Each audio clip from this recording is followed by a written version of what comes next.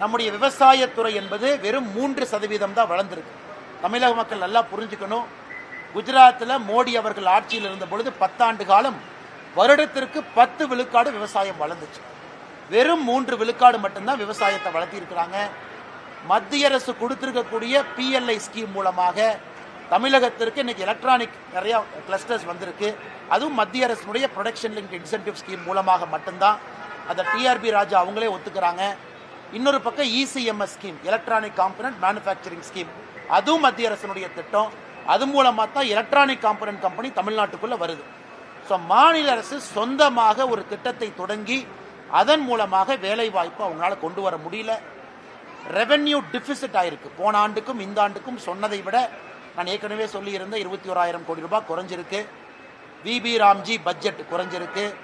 உயர்கல்வித்துறை வெறும் 11 கோடி ரூபாய் ஏற்றி இருக்கிறாங்க. ஆனால் அண்ணா பல்கலைக்கழகத்துக்கு மட்டுமே 1380 கோடி ரூபாய் தேவைப்படுகிறது. கடன் இந்த ஆண்டு 1,33,000 கோடி கடன் வாங்க போறாங்க. மொத்தமாக நம்முடைய கடன் என்பது 10,62,000 கோடி ரூபாய்க்கு 10 லட்சத்தை தாண்டி போக போகுது.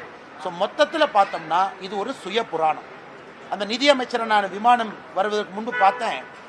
அவரே ஒப்புக்கு சப்பானியாக பட்ஜெட்டை படிச்சுட்டு இருந்தார். எப்படியாச்சும் படிச்சுட்டா அடுத்த 5 வருஷம் எதிர்கட்சியில் உட்காந்துக்கலாம், இவங்களை நம்பி எந்த பட்ஜெட்டும் போட முடியாதுன்னு அவரே ஒப்புக்கு சப்பானியாக அந்த பட்ஜெட்டை கஷ்டப்பட்டு படித்து கொண்டிருப்பதாகத்தான் பார்த்தேனோ தவிர தமிழக மக்களுக்கு உருப்படியாக பிரயோஜனமாக இந்த பட்ஜெட்டில் எதுவும் கிடையாது என்பது உண்மை.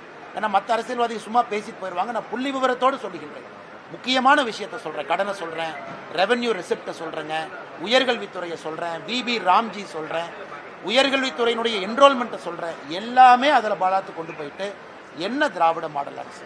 அதுலேருந்து தெளிவாக தெரிகிறது தமிழகத்திற்கு 0 ரூபாய் கொடுத்த பட்ஜெட்டுக்கு எதுவுமே பிரயோஜனம் இல்லை.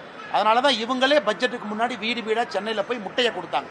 மத்திய அரசு முட்டை கொடுக்கணும். அப்போ எனக்கு தெரியல, இன்னைக்கு தான் புரியுது இவங்க பட்ஜெட்டில் முட்டையை கொடுப்பதற்காக சென்னை மூலம் முட்டை கொடுத்தாங்க என்பது.